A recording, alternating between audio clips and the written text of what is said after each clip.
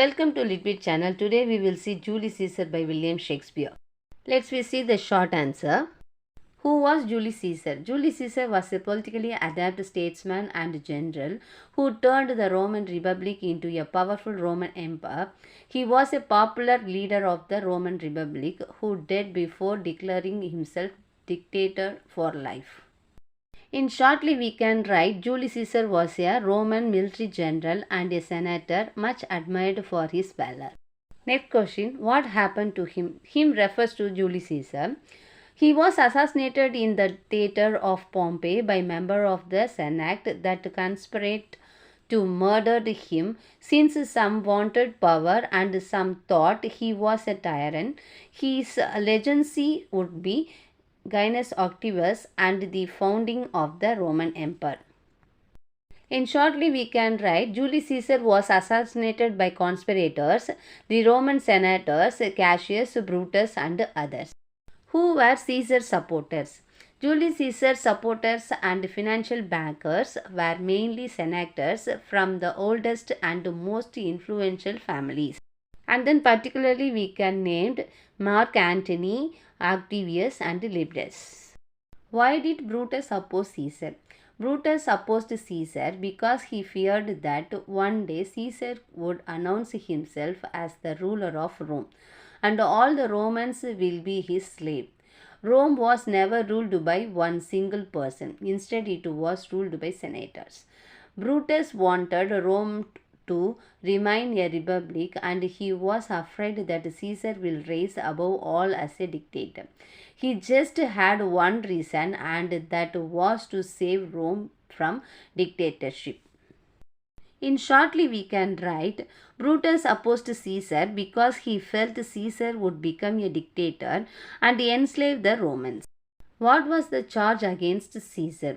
The charge against Caesar was that he was a tyrant who would have deprived Romans of their liberty. He was over ambitious, and if he was allowed to live, he would have made Romans his slaves. In shortly we can write the charges was that Caesar might overthrow the Senate and become a dictator owing to his growing popularity and authoritarian reforms. Who is Octavius?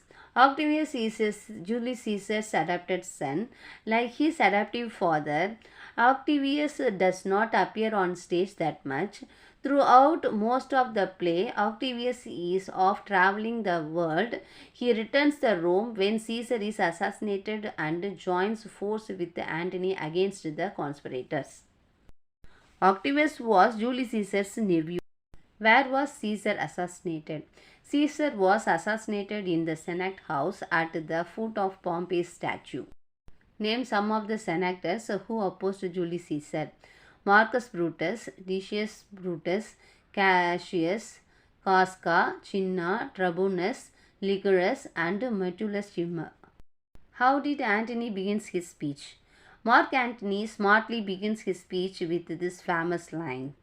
Friends, Romans, countrymen, lead me your ears. I come to bury Caesar, not to praise him. Antony refers to the citizens as friends first. This gains the crowd trust. He also reminds them that they are only thinking of the negative things they have just heard and sneakily reminds them of the great things that Caesar accomplished that they have forgotten. Antony says he is not an orator. After reading all this speech, what is your opinion? Antony was a good orator. His final speech is a masterpiece of his oratory. The purpose of speech was to rouse the sentiments of the fickle-minded people to take revenge by frightening the conspirators. He achieves success as the crowd get ready to mutiny and race in revolt to burn the traitor's house. Who is Pompey? Pompey was the king whom Julius Caesar defeated in the beginning of the play. He plays a significant role in the play despite not being a character because Caesar dies at the basis of Pompey's statue. Which, according to you, is the most ironic line in Antony's speech? The most ironic line in Antony's speech is Brutus is an honorable man. I come to bury Caesar, not to prize him. He repeats these lines throughout his speech and means exactly the opposite of what he says. How does Antony conclude his speech? Antony concludes his speech using reverse psychology while pointing to the mistakes of the conspirators in believing Caesar's ambitious. He denotes the conspirators as villains and murderers. He dramatically pulls away the shroud on Caesar's body and point to the wounds that Casca, Brutus, and others made, and dramatically calls upon the gods while using inflammatory words such as bloody treason and traitors. He turns the crowd against the conspirators, inciting them to such a sudden flood of unity. What picture of Brutus do you get at the conclusion of the scene? Brutus was driven away from Rome by the mob and fled away from the city like a madman. Who is the other rebel who accompanied Brutus? Cassius is the other rebel who accompanied Brutus. How does Shakespeare employ repetition in his play?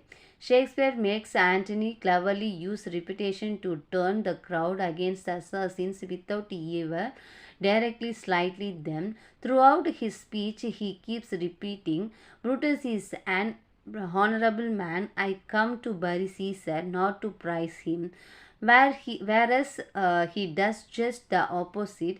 It is an act of rhetoric, the art of persuasive speech and writing. It is delivered to a crowd with the specific purpose of turning them to Antony's point of view. He is able to persuade the plebeians of the conspirators' injustice and gains mass support. Can Antony's speech be taken as a possessive rhetoric? Why?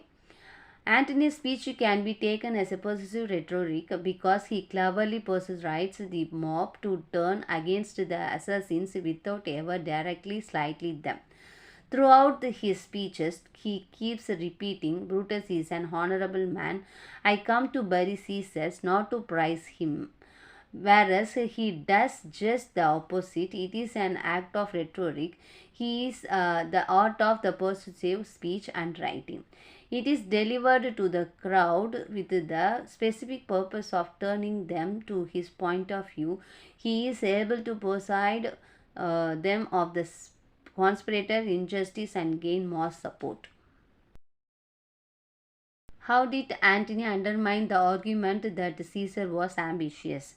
Antony undermines the argument that Caesar was ambitious by consistently insisting that Caesar had been a faithful and just friend and citizen who built Rome coffers with the ransom he obtained from his captives. He contradicts the charges of Brutus that Caesar was ambitious by pointing out that Caesar had refused the crown thrice and had wept for all Romans.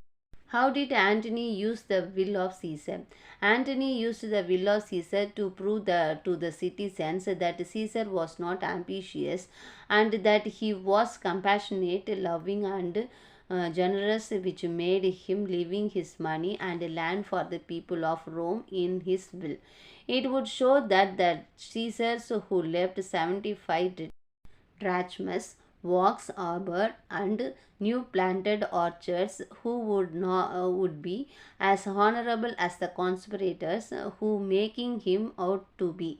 He used it to incite the people against the conspirators and to make them be moved for Caesar's death and thus mourn his death.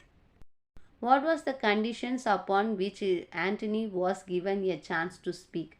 Antony was given a chance to speak during Caesar's funeral on condition that he would not blame the conspirators for murdering Caesar. He must also say that he was being permitted to speak at Caesar's funeral by the conspirators. Moreover, he must speak from the same pulpit as Brutus. Explain the reference to the drawn mantle and its factuality. Antony uses Caesar's clock to appeal to the sentiments of the mob and expresses the greatness of Caesar as a person and king. Further, he wants to garner as much sentiments as he can before showing the decreased body of Caesar. He points out at the drawn mantle and recollects that it was worn by Caesars on the day he overcame the Nervi warriors. The mantle is significant because it not only shows that Caesar was stabbed thrice but also shows how brutal it was. As he was showing the stab wounds, he also discussed who did each one, and the final wounds it is the one that essentially kills Caesar, and it was done by his beloved friends Brutus, which really overwhelms the people. Comment on Antony mentions of private griefs in his speech. Antony avenges the murder of Caesar by inciting the mob to mutiny, rage and riot, and suggests that these honorable men would have killed the kind of generous Caesars due to some personal grievance they had of him.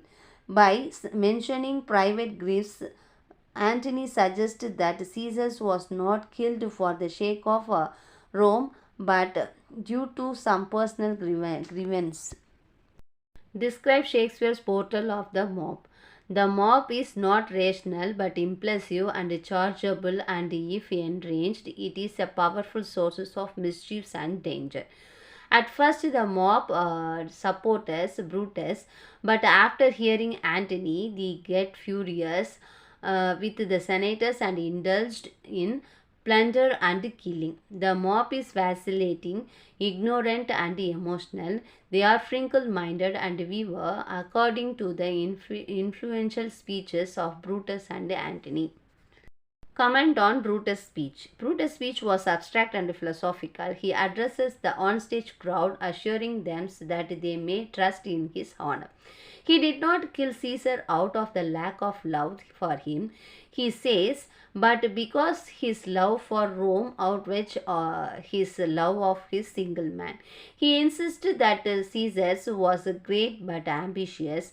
It was for his reason that he slaved them.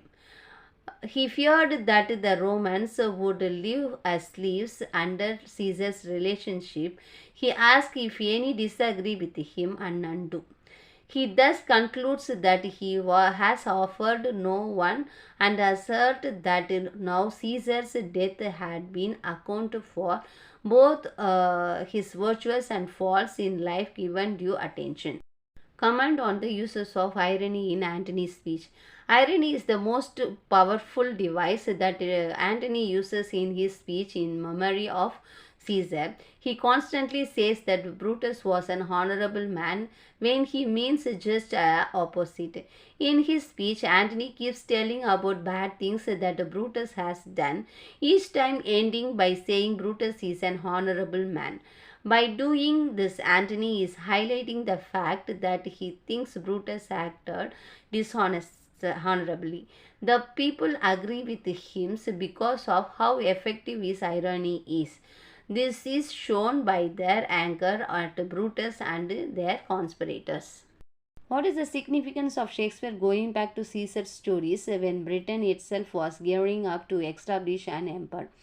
Shakespeare's contemporaries, well versed in ancient Greek and Roman history, would very likely have detected parallels between Julius Caesar's portrayals of the shift from republican to imperial Rome and the Elizabethan era trend towards constituted monarchical power. In 1599, when the play was first performed, Queen Elizabeth I had sit on the throne for nearly 40 years, enlarging her powers at the expense of the aristocracy and the House of Commons. As she was then 66 years old, her reign seemed likely to end soon. Yet she lacked any heirs. Many feared that her death would plunge England into the kind of chaos that plunged England during the 15th century wars of the Roses. In an age when the censorship would have limited directed commentary on these worries, Shakespeare could nevertheless use the story of Caesar to comment on the political situation of his day. Thanks for watching, viewers, and please subscribe this channel.